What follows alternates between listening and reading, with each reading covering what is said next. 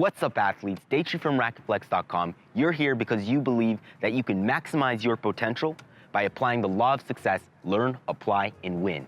When you have a 200-pound Nadal pounding forehands at you, you can get the ball on the rise, or you can move back and hit it. And that's where Federer likes to use the reverse spin footwork pattern. In this video, I'll be going over what the reverse spin footwork pattern is, when you can use it, and how you can implement it into your game. Let's go. The spin is a dynamic footwork pattern where both feet leave the ground and your hips rotate to a greater degree than usual. In other footwork patterns, there's a counterbalance with the hitting arm leg, where it either kicks back or stays on the ground.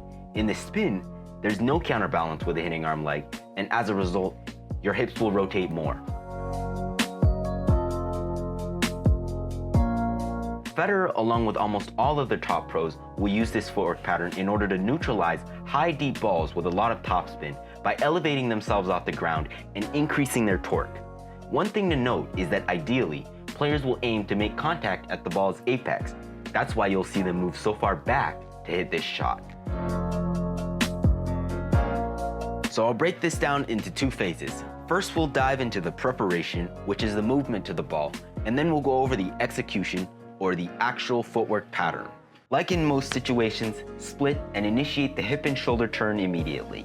As you advance in your skill level and play better opponents, there will be less time to prepare because the ball will go faster, and that's why you should already be on the move. After you've split stepped, take the back foot behind the body and shift your weight onto the back leg. This is crucial because you want to push off with the back leg once you're sideways and initiate the backswing. From this position, you have two options. You can sidestep or crossover until you get in position to hit the ball. Another option is to backpedal into position. I personally have never seen Federer use this, but Nadal uses it all the time. The backpedal is used if you're looking to get around the backhand side while moving backward. If we look at Federer, you can see that his hips and feet are pointed more toward the camera and less parallel to the baseline in his hitting stance, which means his feet are probably also not directly sideways to each other, so we can conclude that he's not in a neutral stance. But he's also not as open as he would be in the traditional semi-open stance.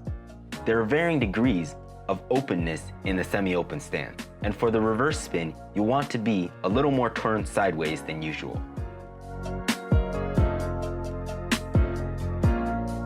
From the semi-open stance, you'll want to initiate the forward swing by straightening your legs.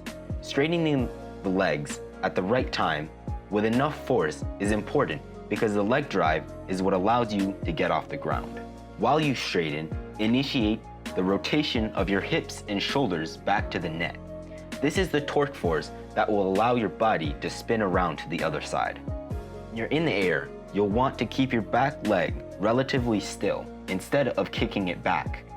For the front leg, the front foot and hip will point in the same direction toward the net, and there will be a slight hip adduction. This is a counterbalancing act you'll see Federer do on many of his semi-open stance footwork patterns. Back to the rotation of the hip and shoulders. If you've rotated to the net with enough force and your back leg did not kick back, your hip and shoulders should continue to rotate through contact all the way until your front foot faces the other side.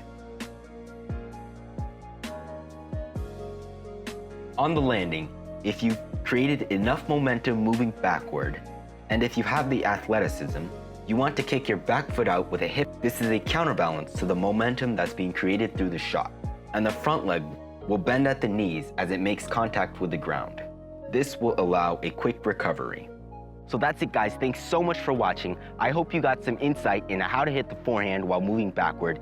If you did, head over to RacquetFlex.com and join our weekly newsletter for more exclusive content. If you have any comments, questions, or feedback, be sure to leave them in the comments below. Until next time, guys, go out and train hard. See you in the next video.